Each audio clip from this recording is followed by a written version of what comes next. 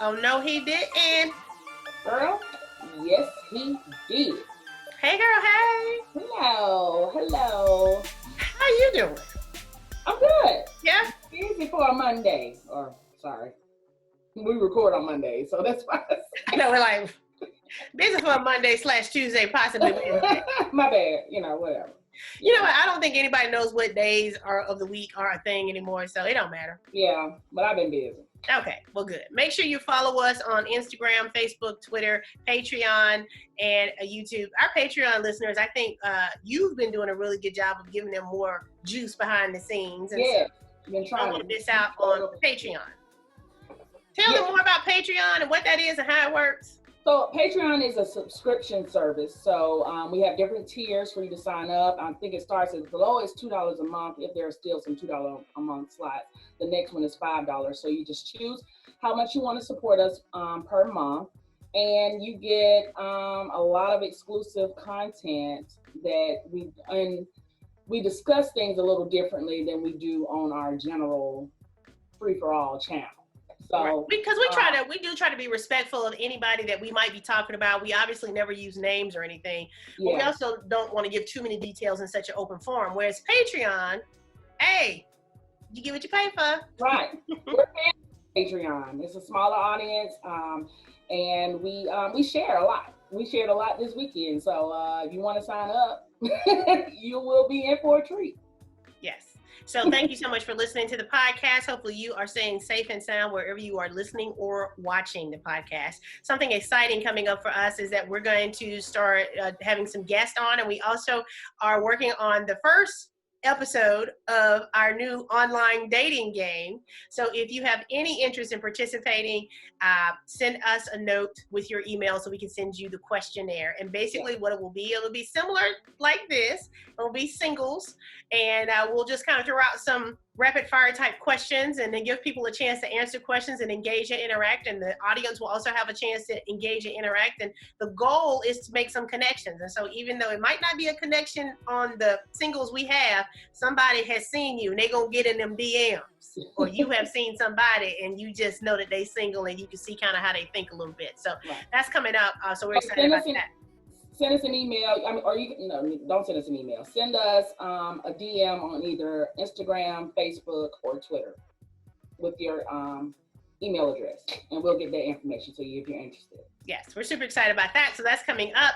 And again, maybe if you have an interesting dating story or a nightmare story that you would like to share, us being in this space makes it a lot easier for us to talk to anybody, anywhere. So send us a note and tell us your story. And we'd love to talk to you, ask you some questions. You can give us some information and maybe some wisdom to pass along. So we're definitely going to be broadening out what we're doing here on the podcast.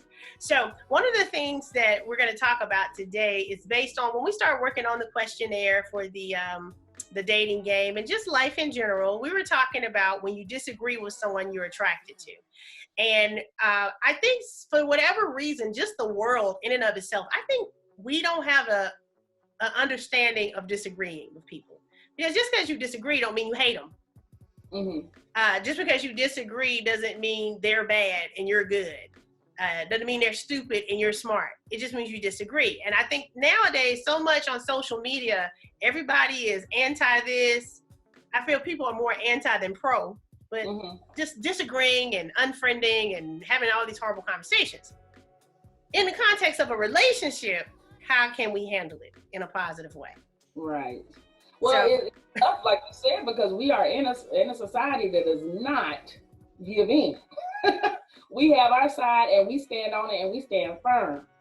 So that presents a huge challenge when you're dating someone, I think, because I think you bring some of that energy into the realm of a relationship, and then, I don't know. So how do you handle disagreements in a relationship? Like, do you want to talk through it? Do you not want to talk again? Do you want to never talk to them ever in life? No, I'm normally the one that wants to talk.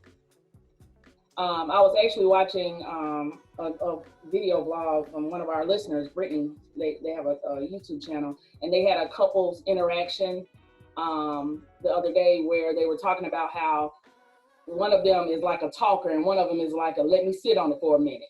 And you have to find like that balance between the two where you're like, okay, she don't want to talk right now, so let me chill, but don't let me chill too long because then it's gonna fester. So it's like finding that balance between the two, because a lot of people are different when it comes to relationships as far as wanting to get their feelings out. I want to resolve the thing tonight. See, I've never dated you, but I don't think that's true of you. I do. I want to talk about it. I want to have a conversation about it. Okay. Tonight. So if you have a conversation tonight about whatever the disagreement is, do you feel like you're in a space to be able to receive their point of view at that point, in that moment, that you already have shared your positioning and it's opposite? No, well, okay. Let me say this. I want to get my stuff out. Okay, so that's what I'm saying. I'm like, because what's the point? Yeah, no, it's not that I don't want to hear anybody, but I think I don't like holding like my thoughts and stuff in, especially if I think I got something good to say and is valuable. I want to get it out. But is their stuff, are you going to receive their stuff too? Because you don't think their stuff is good and valuable. No. But I think it's only fair to receive their stuff too. But that's my whole point in not wanting to sit on things, is mainly for me to say what I have to say. But because of that, I will be. That's why I was saying I'm all about let's get it all out on the table, as opposed to let's talk about it. I don't like to sit in stuff. For me, I'm probably a hybrid. I'm somebody who can tell you how I feel immediately. I don't need a whole lot of time to find my feelings, but I also know sometimes I feel differently in a little while. Yeah. And so sometimes I believe wholeheartedly you can't unsay things. Yeah, that's you can't true. make somebody unhear things. And so because I can come at you right here and rip you open, that might not have been my intent. It's the result, because that's how I am. My mom, I remember when I was a kid, she would say that I could cut people with a razor and they didn't know that they had bled to death till they were down the street. And so it was that thing that I'll say something and and I'm like, oh, I thought that's what we was doing. And by the time I have devastated the balance of our friendship or relationship, it wasn't worth it to me. Yeah. So what I will consciously do when I see something, especially in dating, in a dating situation, and you know this, I've told you this before, that I will say, you know what, let's get off the phone right now, and maybe just kind of talk later, tomorrow, because at that point I know I'm defending my position and I feel what I feel and I don't appreciate your position and what you feel. I'm not receiving you, right? That's why it is a disagreement. It won't be a disagreement if I stated a position and then you stated a different or opposite position and I immediately just received it. It's just, oh, okay. But I'm saying when you actually in a disagreement, I know that I need to take a step back from it. One, to just not try to destroy you. See, yeah, but to try to marinate on what it is you said. Like, well, what was it that they said that I just disagreed with so bad? You're right. You have that. You've told me this before, even when we were working together. You were like, yeah, I don't want to say anything because I will destroy this person. You say that a lot. It's a character flaw. So you said you've called that a character flaw of yours. So I see how that can be a thing where you try to work through some things. But that also is a self-realization that I've learned. I can't say it's a self-realization. My mama told me that when I was a little kid. She saw that in me as a little kid. So if you made fun of my shoes, then I'm gonna talk about how that's not your real daddy and your mama had to borrow your lunch money from my mom. That's not ever gonna be okay again for us. No. Right. So my mom told me as a young person, that is a character flaw. That you will go in, but she would always say, you go for the jugular. I didn't even know what a jugular was. Right. But I didn't know that as a kid. But she would say, you ain't got to go for the jugular, because once my little feelings got hurt, let's just end all this right now. So as an adult, I know that is a character flaw of mine. And yes, when we worked together and somebody thought they were saying something kind of slick and funny for the crowd, my mouth would start watering. Right. And I would know that what I was going to say would be true and would be hurtful and probably was not going to match the level of intensity. Right. So, but I'm saying to you, do you not realize that about you as well? I don't go for the jugular all the time. I might say my thing is with someone, like, you know how we have these arguments about how I treat the men I date or whatever like that. A lot of times you catch more attitude about it than they do. Because I know how that can be presented and I know how that can be received. But can I say, yes, sometimes you will tell me about your interactions and I'm like, why would you say that? Why did you do that? Yeah. And then when I kind of say, hey, you need to apologize, you need to do whatever, and then Uh-huh. you say they didn't care or they didn't notice, I want to offer to you, possibly, it's not that they didn't care or didn't notice, but they just wasn't invested in that moment anyway. Right, exactly. But I'm saying, as we're looking to be with people who care about us, we do have to take better care of how we engage with them. I consciously have been working on that recently because when I disagree with somebody, it's nothing for me to not talk to somebody no more. Like, I've lost enough people in my life for various reasons that I don't hold on to nobody that, you know, I feel is not adding to. I don't care who you are. So because I realize I'm that way, I can look at a situation where I'm trying to date somebody and we can disagree or have a difference of opinion on something. And I usually will react and say, what? I can't believe you said that. What? Whatever. I can usually let it go there. But as I have let it go, I'm like, he might say something crazy again. And how am I going to handle it? So I'm in a space where I'm having to learn. Sometimes you might date somebody, like somebody, be attracted to somebody, love somebody, be married to somebody, be committed to somebody. And sometimes they say dumb things or just things you don't agree with. I'm not even going to say dumb, just things you don't agree with. No, sometimes and that has to be okay too. To be fair, sometimes they are dumb. We say dumb things too. So everybody say dumb things every once in a while. So sometimes. Do I? Sometimes they are dumb. Like, I'm not all the time. Every disagreement you have is not because that person is stupid and you're not. Correct. But there are times. There are times when they say something dumb, you're like, okay, wait, I didn't kiss him in the mouth. Is he and that's the thing that I'm growing and trying to learn how to be better about, because I am very confident in my position on most things. I'm very capable in my abilities to do things. And so when somebody else wants to offer a counterpoint or something that's the opposite or not what I already feel about certain things, you know, if I don't know about it, it's like, oh, okay, I didn't know that. Oh, okay. Yeah, you know, or I'll say, let me Google it. I'm the queen. Okay, well, I don't know that. Let me see.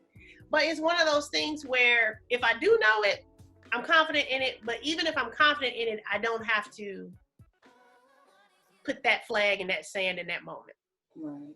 I can just say, okay. I would love to hear from our male listeners to see how they receive a woman who pretty much knows how to do everything.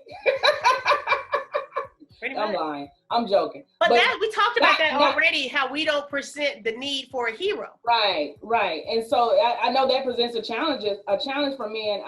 I actually had some friends on Facebook today one girl, she wrote something about talking about how men don't appreciate women the way they should. And, you know, yes, we're women and yes, we're independent, but yes, we still want to be women at the end of the day. And I got what she meant by the post.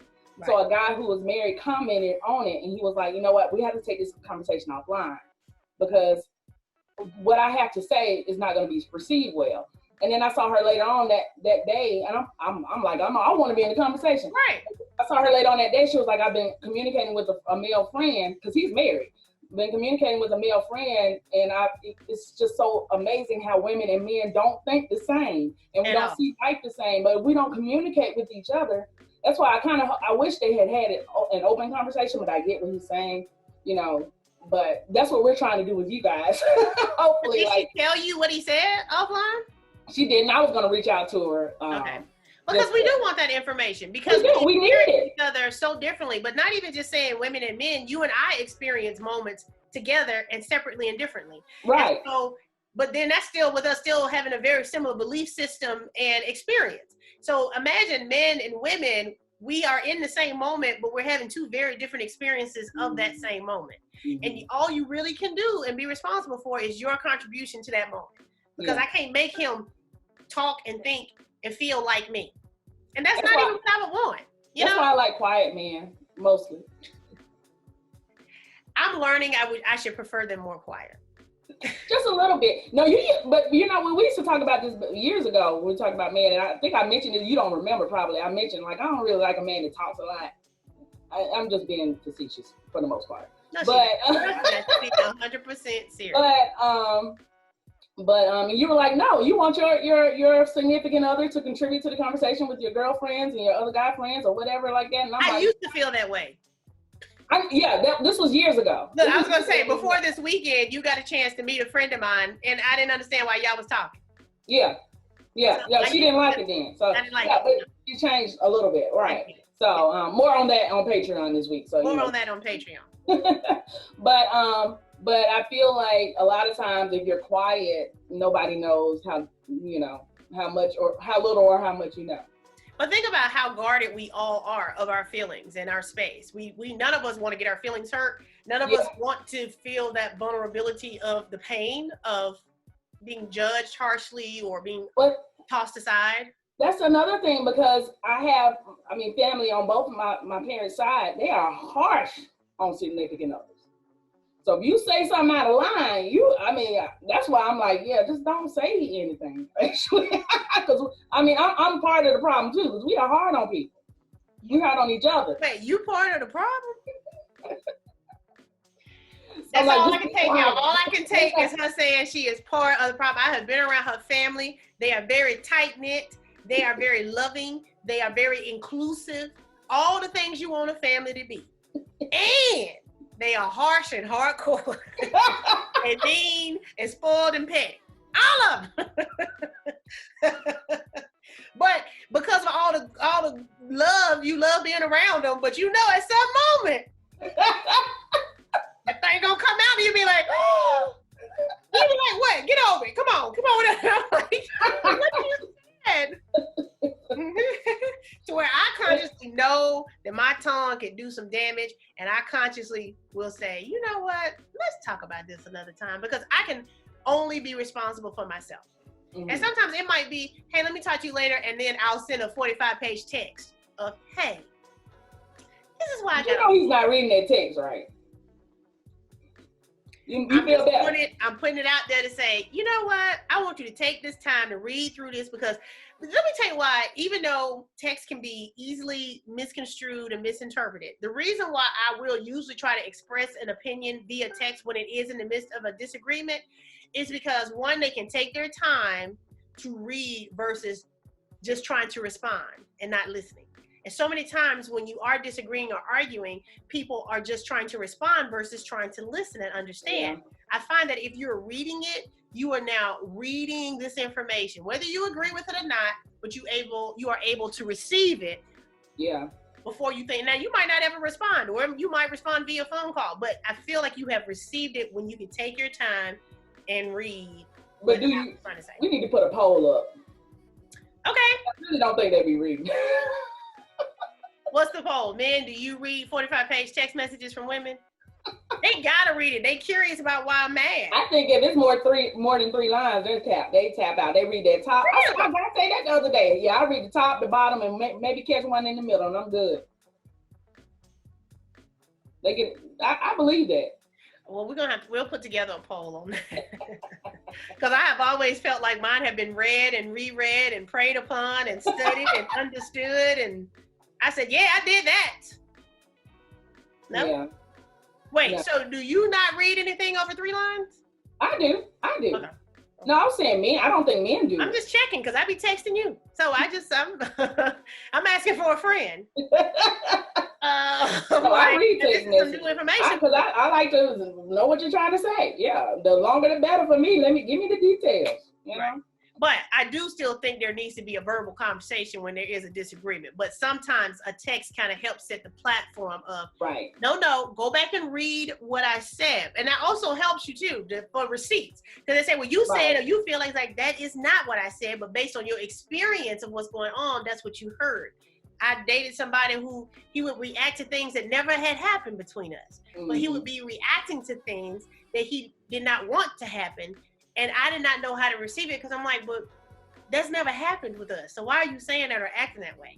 Mm-hmm. And when he would see it in text and I would say, you said I did not call you. Here is the call log of all the times I called you.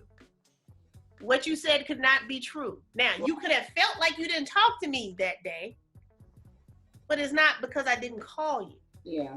And so sometimes you have to just put it in front of them. You know, I have a lot of friends who feel like I should have been an attorney because I'm going to argue you with receipts and dates and times until you bow down and submit to you right. Yeah, but that's your intention. You like, I need them to bow down and submit to whatever it is I'm saying right now. Yes. Well, so what is an alternate intention to that? Huh? What is the alternate intention to that? If you say that's my intention, what's your intention in a disagreement? You don't have an agree to disagree clause? Do you have that? Depending? I've been looking into a new clause that would allow me to agree to disagree. It is not in my standard contract. So are you the one to have an argument with someone? Let's say it's not even like that deep, not even that serious, where in the end you prove to be right because of whatever happened.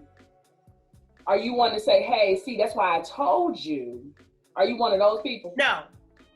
I don't say, I'll give two examples. I just told a friend, I told you so right before we start recording, but I never told this friend this. But it was as simple as I have 2 dogs. She's never had a dog. She called to let me know she got a dog. And I said, part of me wants to say I told you so because when she came to visit my dogs, I was like, girl, you need to get a dog. You know, as a joke. I did not think she needed to get a dog. So I will jokingly offer you, I told you so. I don't offer I told you so on the back end of being right because I know that person has now seen I was right and they were wrong. And I consciously try to tell me I told you so. You don't count. I consciously try to leave it there because I feel like in the moment of this experience and we were having this disagreement and I had a position and you had a different position and in that moment something showed that my position was probably the righter or truer position. The writer. Okay, yeah. Let me say this. I won't say I told you so. I will say, so based on what just happened, could you just try to listen to me next time when I'm telling you this on the front end instead of... But ain't nobody trying to hear all that. We grown. We know what happened. But I just say, so we don't have to get here. If you was listening to me the first time I said, but this is what I'm saying. It's not I told you so, but I have been saying the exact same thing since I started saying it. So for you to get to the point that you can receive what I'm saying and now I'm right, I don't want to say I told you so. I'm going back to say, but I said this at the beginning. So it's kind of like I told you so. It's just do like I say the first time. So no, I don't say I told you so. NT way. Oh, that's funny. Well, I feel like I do really well with disagreements in the context of I know myself and my character flaws. I know I need a moment to collect myself and not just say what I'm thinking. And I've also learned recently I don't have to say everything I'm thinking. And I've also learned that some things are more important than being right. Now, I will agree with you there. That last point is very important. There are some things that, I mean, what was it, a movie or something that said, Molly's therapist on Insecure said something about like, would you rather be right or alone or something like that? You know, Dr. Phil used to always say that. Do you want to be right or do you want to be happy? Uh-huh. So I have recently instituted new things, techniques, because you and I have talked and it's about the battle versus the war and picking your battles and is this really going to be worth it? And I can know I'm right and just say, okay. And that's a conversation I would love to have with a married couple, happily married couple one day about, well, maybe a woman, maybe not, leave the man out of it for a second, but how many times have you had to just say, you know what, okay? Because I feel like it happens a lot in relationships on the woman's side. Just be like, all right. Well, let me say this, and this is a new thought. We have never talked about this. This is a new thought. It's based on something else that just happened today. I feel like when if a man doesn't have your confidence, you're probably going to argue a little bit more. And it doesn't necessarily have anything to do with that man, but when you're an older single woman, you have absolute confidence in what you're saying. And so when a man introduces his idea, you're not necessarily apt to think that that's something you need to pursue because you already got the idea before he walked in the room. Right. But could a man's confidence and ability actually increase if you even initially pretended like you trusted him? The reason why I say this, a school teacher messaged me today about something I said on Facebook about positive reinforcements. And she was saying she had a student that was considered a problem child. And one time they had this one activity and he won. And because he won the activity, she said he was more polite. He was more excited about doing something else because he was successful, he was rewarded, and he dialed in a different way than he ever had before. And that made sense to me of positive reinforcements. If somebody says, ooh, girl, that tastes good. Ooh, I'm gonna cook for you tomorrow. You know, it's that positive reinforcement. So I feel like even if I naturally don't trust a man coming in telling me how to navigate or manage something, the more that I at least offer him the space to be trusted, he will become more trustworthy. I'm a huge fan of positive reinforcement. I think it works in all aspects of life. I just think you be saying stuff that you don't actually do, though. When have I not been positive reinforcement, people? You can't even get it out. Absolutely a huge fan of it. Yeah. I'm a huge fan of things that I don't necessarily do. So that's what I'm saying to you. I'm not saying you're not a fan. Oh, no, I didn't say, but that's what I said. I said I'm a huge fan of it. I think it works. I see it working in a school setting. I see it working in life in general. Yeah. You encourage the positive behavior. Right. No, I agree. Like, oh, I really like when you said so-and-so, or I really like when you did that. Thank you for doing that. I appreciate you for doing that. That meant a lot that you did that. But I'm saying it works for children. It works for adults, men and women. But I'm saying on that one piece of, I have confidence in myself. I got this. And I might not have confidence in you just because, not because of you personally. It's just because I've never had the privilege of having confidence in someone else. Mm-hmm. So it's a foreign thing for me. And so when you come in, the more that I say, yeah, okay, yeah, you do that, the more that you will, one, become more capable in my eyes when you handle it. Mm-hmm. So I will commit to work on something like that for myself. And to cut down on disagreements and to cut down on, and again, disagreeing is not bad.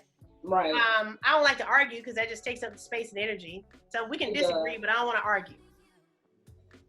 Right. I can like shredded cheese. You can like sliced cheese. And if we can disagree about the merits of both, but I ain't going to argue with you about no cheese. So sometimes people I don't think really understand the difference of a disagreement and an argument. Mm-hmm. So when I don't want to argue and somebody says, well, we ain't got to agree. I'm like, no, we ain't got to agree, but we also ain't got to argue about it too. So let me talk to you later before I hurt your feelings. See? And we can pick up again tomorrow. Is it because let us know what y'all think? Huh? I said, put it in the comments. Let us know what y'all think. Let us know. The whole point of this platform is to share and to grow for ourselves, because if we were two booed up women, it wouldn't be called, oh no, girl, yes. It would be good. Where your baby's at today? What you cooking for dinner? What trip we take? You know, it'd be about the stuff that we're trying to get to. And so we do want to learn, and we do read your comments. We do appreciate your feedback. Because that's the only way I think any of us can grow, is by taking in information that's not already in our heads and hearts. It's like, okay, and again, it might not be your position, but being in a position to be able to receive it. Mm-hmm. And it might not be that you can take that completely, but it might be some parts of it you can take and say, okay, I can take that part. I'm gonna leave that with you, but that little part I'll take. All for the sake of just trying to get along, child. That's all we want to do, just get along. But let us know what you think. Thank y'all for listening to another episode of Oh No Girl Yes. Follow us on Facebook, Twitter, Instagram, Patreon, YouTube. Send us your email address if you are interested in participating in our brand new online dating game called First Date.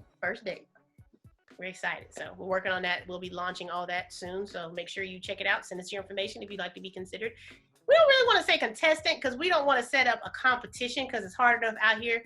So we're going to have to come up with an eligible or just participants. It would just be participants. Yeah, we're just creating a space. We're not creating a competition. We're creating a safe space to get to know each other. Yeah. And for people to get to know you too. So like I said, it's open it'll be live online. We won't be asking anything that's like too intimate or embarrassing. Mm-hmm. And it's not to expose anybody's life. It's just to kind of get some idea of some things, have fun with it, engage, interact, and hopefully make some connections. So that's coming up. I feel like I've grown through this episode. Oh, wow. Oh, no, he did. Girl, yes, he did.